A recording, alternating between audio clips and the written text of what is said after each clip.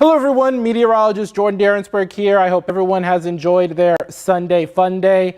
It was definitely cooler than where we were yesterday because we got to the lower 80s and upper 70s before that strong front did move in. But we're taking a nice live look at the UT Tower from a Moody College of Communication weather camera, and we're checking in with those 60s. So let's go ahead and let's break everything down as we look at that beautiful UT Tower in all its glory. Too bad it's not going to shine in burnt orange. I really wanted those ladies to pull it out against Dawn Staley and company. But other than that, we did get to the mid 60s at both the airport as well as Camp Mabry. Now, if you remember yesterday, the airport got to 81 and Camp Mabry got to 78.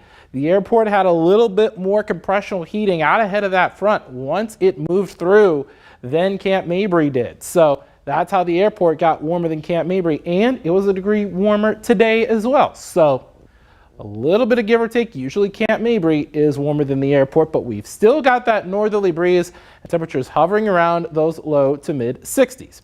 Now we've got wind gusts that are getting close to around 20 to 25 miles an hour area wide. The sustained winds, those are the numbers in the white, getting to around 10 to maybe even 15 miles an hour, maybe even stronger than that in places like Georgetown and San Marcos. They're checking in with 17 mile an hour winds at both locations, but Georgetown has a 23 mile an hour wind gust. The wind gusts are the gold numbers, and San Marcos has a 22 mile an hour wind gust. Burnett and Gillespie counties also have near 25 mile an hour wind gusts, and that's been the case throughout the course of the day today. But the fire danger is lowered, and the reason for that is because we have that northerly breeze and those cooler temperatures, but we're not going to quite have that luxury by the time we get to Tuesday and Wednesday. We're going to have all the details on that in just a moment. But right now we're mainly looking at lower 40s area wide. We do have some upper 30s that are possible according to what this model is printing out in places like Burnett. But as we take a look at your Monday afternoon, looking at upper 70s, getting close to that 80 degree mark. In fact, this model is printing out 80 for your Monday afternoon at around 6 p.m. Now, we've moved forward an hour, so the sunsets are going to be a little bit later this evening. Your allergy forecast for tomorrow, we expect trees and cedar to be medium. We expect mold to be high, and you can find this allergy forecast each and every day on KVUE.com and the KVUE app. Now, the winds are shifting, and they're going to be coming more southerly, as you probably saw in that futurecast for Monday, and the same is going to go for Tuesday. And when that happens, we're going to be seeing those temperatures really start to climb, especially as the Pacific front moves through late Wednesday and on into Thursday. And we're going to really heat up behind it because we're going to get a good westerly push behind that Pacific front.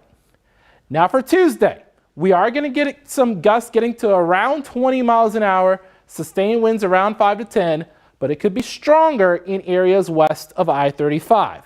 And with all of that in mind, as well as the drier soils and the aforementioned warmer temperatures, your fire outlook for Tuesday does have high fire danger in Wilco, and pretty much all of the hill country is at elevated to near critical fire weather concerns, especially in Mason, Llano, sections of Gillespie, as well as Blanco counties, and even northwestern Burnett County headed toward the Lampasas area as well.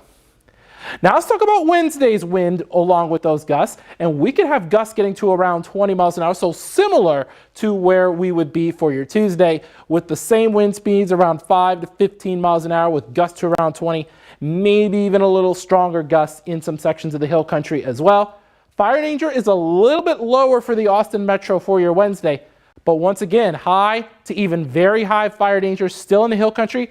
Could even have pockets of extreme fire danger for places like Mason. So we're going to really be watching the hill country by the time we get to the middle of this week, especially over the next few days, to see updates from the Texas A&M Forest Service to see whether or not they tweak it and kind of move that high fire danger a little bit further toward the Austin Metro for your Wednesday, or even for your Tuesday as well, adding more KVUE counties. So we're going to be tracking the Texas A&M Forest Service fire outlooks for you over these next couple of days.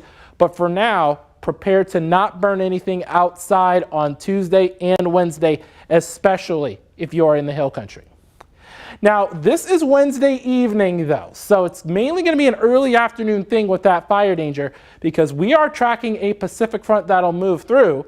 And this particular model does have an isolated to widely scattered chance of maybe a few of those scattered storms. I have it pegged at around 30% overnight on your Wednesday night.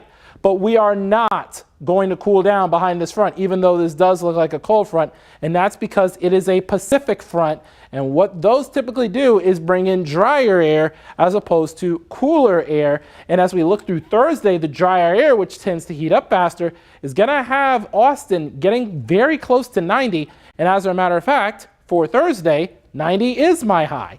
And also, Thursday night into Friday is that blood moon, that rare blood moon, that total lunar eclipse.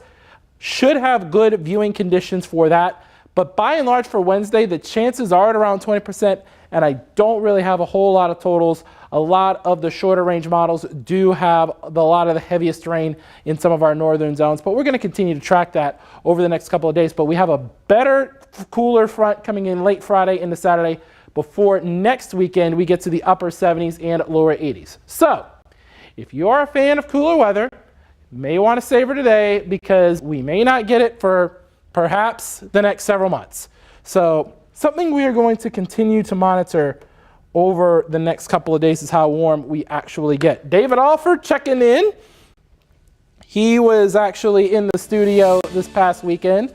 He hung out with our chief meteorologist, Hunter Williams, while I took a nice little rest on a Sunday evening. But David said it's also very breezy today. Absolutely. And we're going to go ahead and pull up those wind speeds one more time to kind of show what I'm talking about and what David's talking about as well, because we've got those wind speeds gusting up to around 20 miles an hour, maybe even gustier than that, getting close to 25 miles an hour in places like Burnett, as well as out in Gillespie County. So here it is. If you're looking at Burnett, for you guys, you just recorded a 24 mile an hour wind gust and a 23 mile an hour wind gust out in Gillespie County.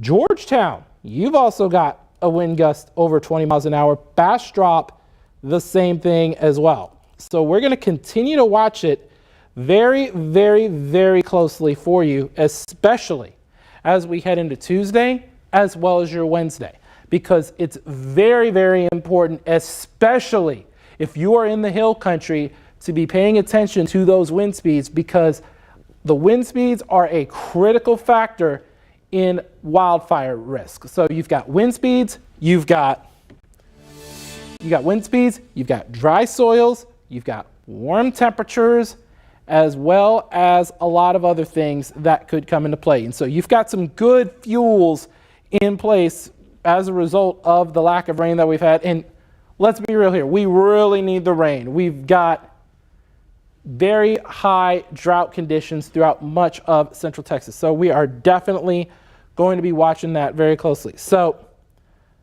definitely we're going to be watching it over the next few days. So David Alford talked about how he went to Marble Falls earlier today by the lake, and it was pretty breezy. It's still breezy now. Breezy may not even be putting it right, because it could be quite windy right now with gusts getting up to around 20, 25 miles an hour. So let's see. Still a little breezy across much of Central Texas. We're going to warm up quite nicely for next week. And we've got the elevated fire danger Tuesday and Wednesday. So if anyone has any questions real quick for me, I'll be happy to answer them.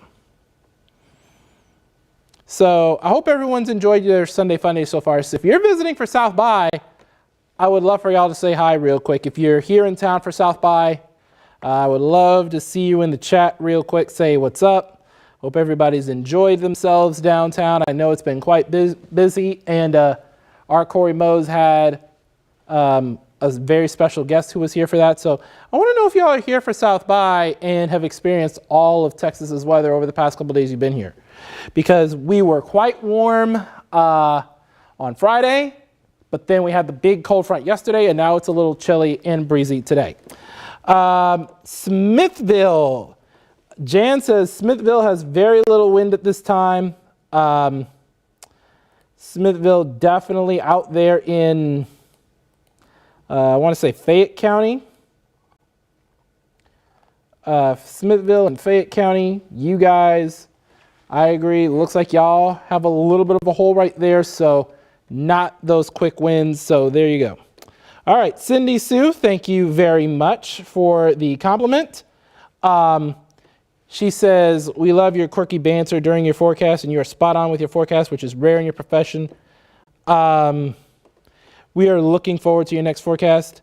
Kyler says hi. How you doing, Kyler? Kyler, where are you checking in from, my man? I want to see where you're checking in from.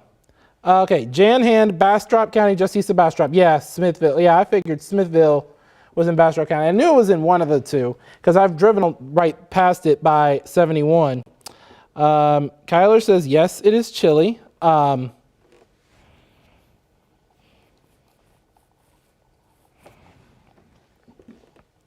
Yeah, so there's that.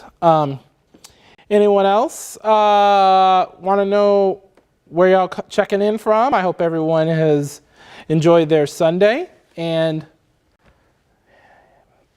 I'm just letting y'all know how it's still breezy, still chilly, and we're tracking the increasing fire danger as well as the heat up that is coming. So it's going to feel more like May and early June than the middle of March. Kyler Jones checking in from New Braunfels. How you doing? Getting close to San Antone, where they're recording a 20-mile-an-hour wind gust down in Comal County. Let's see.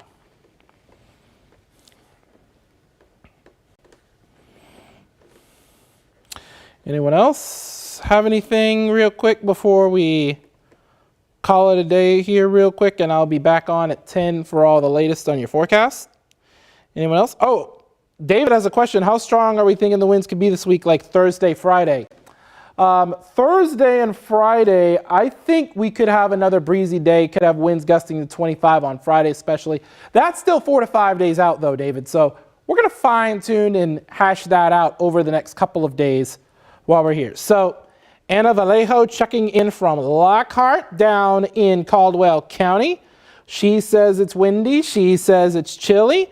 And I would agree on both because right now, Lockhart not recording a wind speed, but based off of that, I'm thinking y'all are at around 10 to 15 miles an hour, and Lockhart currently checking in at 62.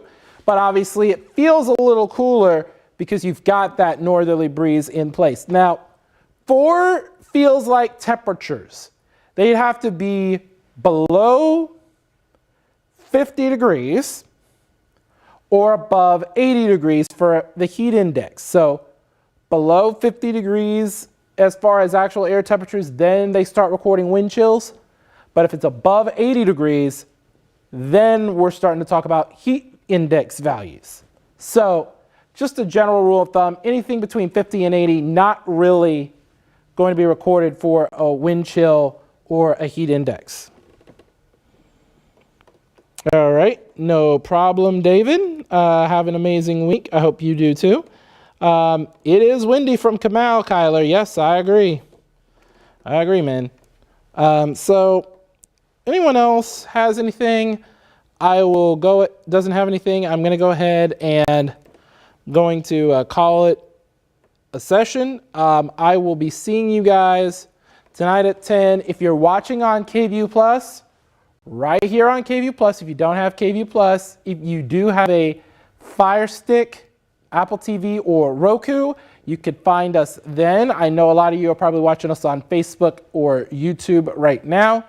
And we have on air at 10 o'clock. It's going to be a very, very, very interesting next few days as we track not only the heat, but the fire weather potential as well. Now, we do have a question from Gerardo Barajas. Hope I pronounced your name right. Gerardo Barajas. Any strong storms this week? We do have a 20% chance of an isolated storm.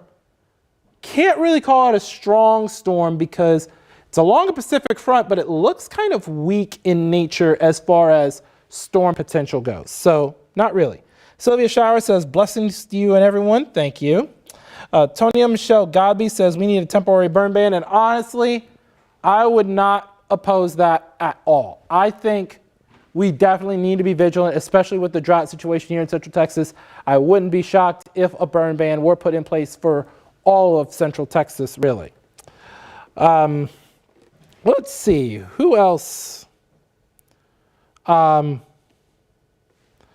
like to ask a question? Anyone else have questions? We're going to get ready to shut it down here in a couple moments here because I'm going to be getting stuff ready for the 10 o'clock show right here on KVUE, where we're going to continue to have all of the latest on the fire danger as well as the warmer temperatures that are on tap. So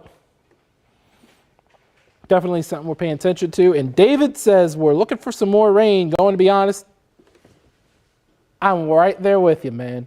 I'm right there with you because we have quite a bit of a drought across all of Central Texas. Let me pull up the drought monitor actually, and I'm going to show y'all where we're looking at as far as our drought. The drought situation is not all that good. Going to be totally honest with you because that is just an absolute nightmare to watch. Let's get a statewide look, and let's go ahead and get a local look here instead of the statewide look here. There we go. So we are looking at extreme drought for the Austin Metro, Southern Hill Country, Hayes County, and then severe drought for Wilco, Burnett, Llano, and Mason counties. Moderate drought for pretty much everyone else in the KVUE area, except for a very small slither of Milam County. Well, maybe a small sliver of Milam County. They're in the abnormally dry category. But yes, by and large, David is right. Too dry. It's just, this is one of those situations. This is one of those criterion for those wildfire dangers to be increased.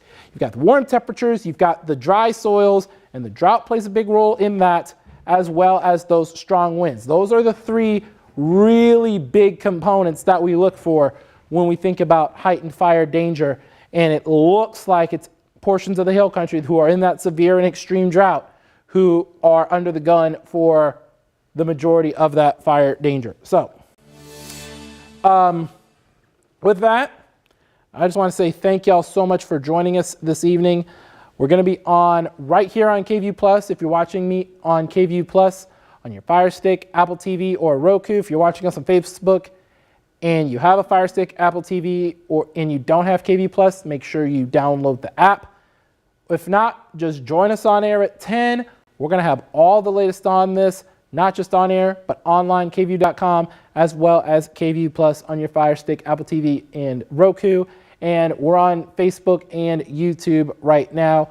And we're going to have periodic updates throughout the week, updating you on the latest for this. So I will see y'all coming up later on this evening at 10 on KVUE Plus or wherever your OTT device is, as well as on air, on KVUE, on ABC. And I will see y'all then.